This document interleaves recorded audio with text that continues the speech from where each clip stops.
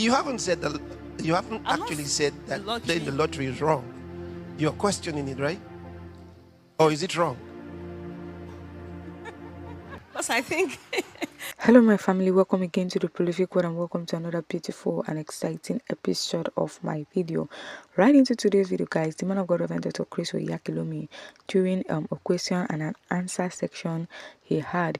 A question was thrown to him concerning lottery and betting, and what the man of God really said in today's video explains everything. You know, a lot of times we think that it is wrong for us to bet or engage in such, but the man of God will be explaining certain truth to us. But before we delve into today's video, if this is your first time of coming across my channel, kindly click on the subscription button, turn on the notification bell to get more amazing and inspiring videos from me. Watch this video and I'll be right back. Irving from the UK. He says, thank you for giving us the opportunity to ask questions. My question is, I have been playing the lottery, asking God and affirming that I win. Are there two big requests for God? Not saying he cannot do it, but is it too big for me to receive? Do blessings come in levels? Should I be at a certain level first financially to get certain blessings? Thank you. Yes, Pastor Diola. praise the Lord. Thank you so much, Pastor, for the opportunity to be on the set again. Pastor Peter, I need to get the question. Is he asking whether God can make him win the lottery? Yeah, he says he's been playing the lottery and he's been declaring that he wins. And he wants to know, is it wrong for, he's asking God, is it that his request is too big for God? Or is it too big for him to ask for? He wants to win the lottery. Pastor, the lottery is a different system. It's a different system. Yes. Okay. What do you mean, a different is, system? The person is trying to get something by chance, by random, maybe luck. So I don't think to ask God to get into that. Okay, he's asking God to come with him into a chance activity. What? Into gambling. Okay, the lottery is gambling. Okay, interesting. So I don't think that they are consistent. You don't think they're consistent? He's actually not asking whether he should do it or not. He's asking if the amount he wants to win is yeah, so big. I think that's it. He doesn't have any problem playing the lottery because he's been playing it. He might even be surprised that we're even discussing whether it's right or wrong. What he's saying is he wants to win. Okay. And so is it too big for him to ask for? And you are saying, why is he bringing God into this in the first place? Yes. Oh, Lord. I'm just thinking, because you're all pastors. You haven't said that. You haven't actually said that playing the lottery is wrong. You're questioning it, right? Or is it wrong? Because I think, because really looking at it from the angle of if he won the lottery, and then after winning the lottery, no, let's just talk about the lottery. Is it itself, right or wrong? I think maybe that's where to start from. Okay, maybe it's like saying, also, is it right or wrong? Because okay, let me answer. Let me answer. Through the years, even when I was growing up, I knew that in the church there was we're back, as kids in the Assemblies of God church those days, and I was probably 8 years old somewhere, and they brought the subject to church, and the church actually warned them not to play the lottery. And they also had pools betting. Yes. So many were involved in those things and they were asked not to do them. I've had enough time, that means many years, from then to now, to have looked through the scriptures and understood the thinking of God's Spirit with regards to these things versus our perception. Firstly, you have to understand that it's actually a game.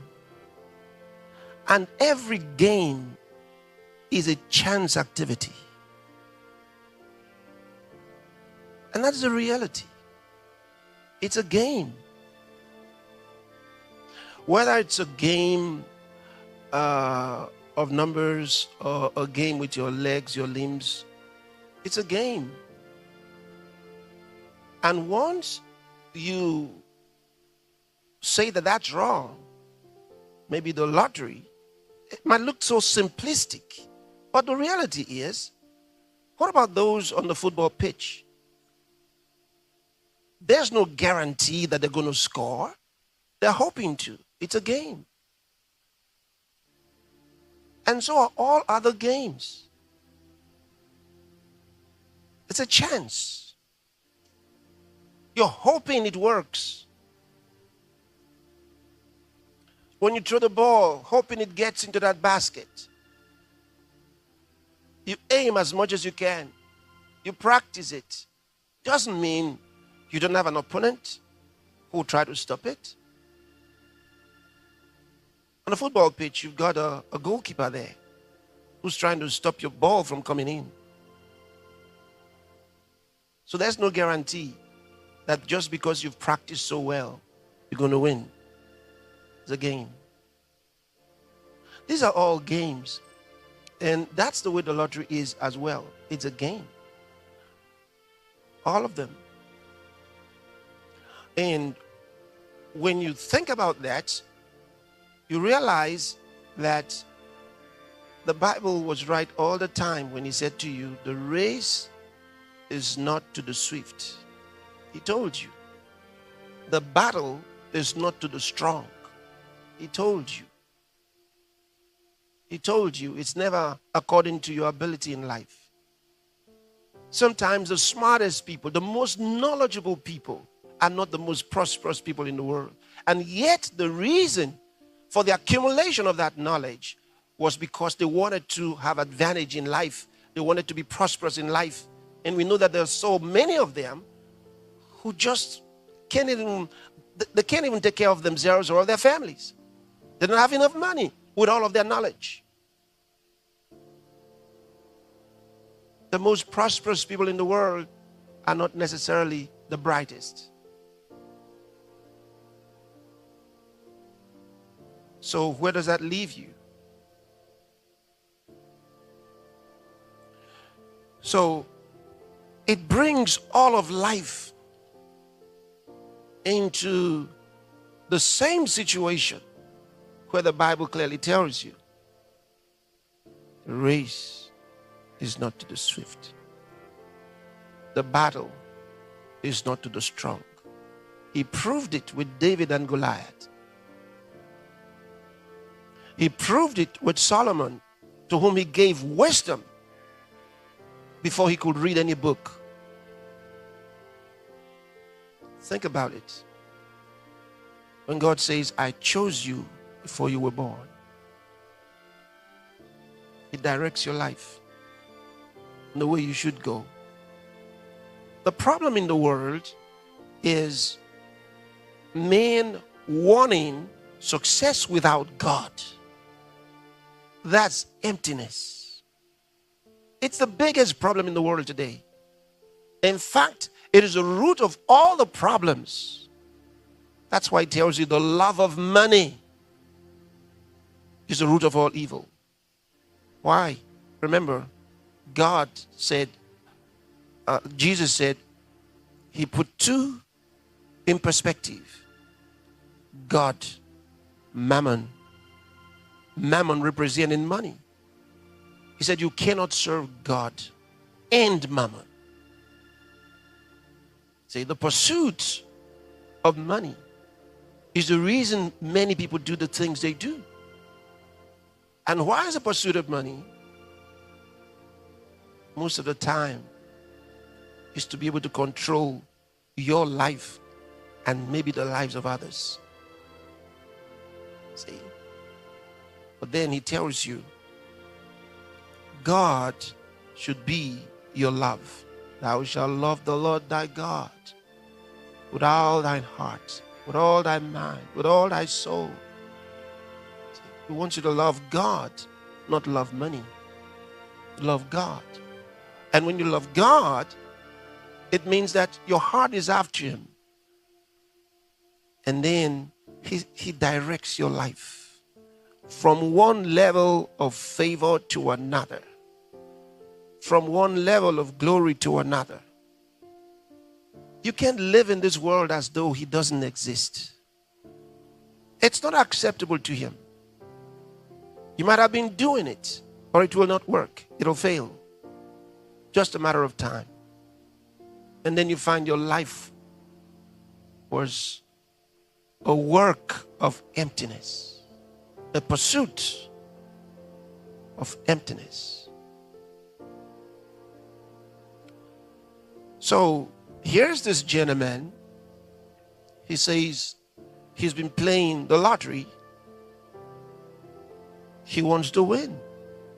But the idea is, it's not about the lottery on his mind, it's about the money. And that's why he's saying here, he says, is it too big a request? See? So it's about, look at it. He says, should I be at a certain level first financially to get certain blessings? Why does he think that the only way to get such money is by the lottery? When you walk with God, you don't box him in to a particular place. He can do bigger than this for you, actually. But you don't know it. So you think the only way is through the lottery.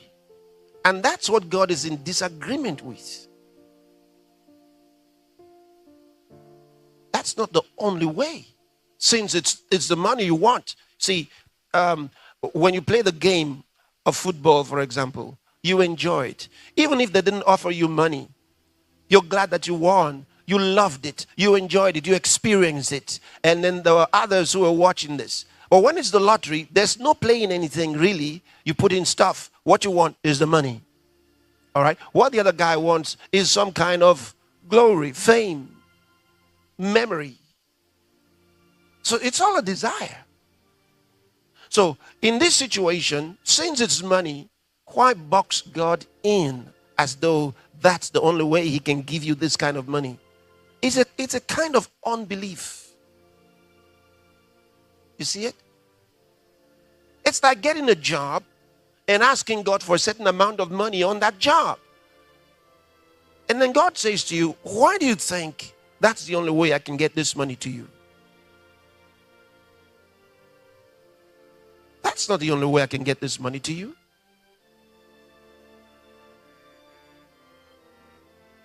So just remember your purpose. Remember your actual purpose, your actual desire. It's money you want. Okay. Ask him and don't tell him how he must do it. Don't restrict him. Restricting him can be your number one limitation.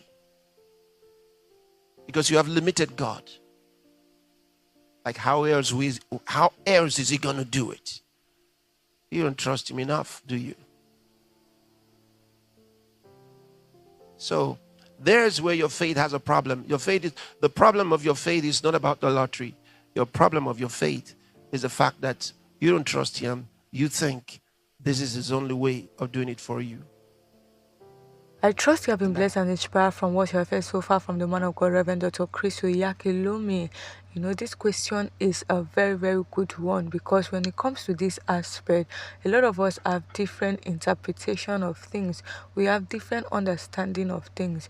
But what the man of God have shared in today's video has really helped us to gain more knowledge on this aspect.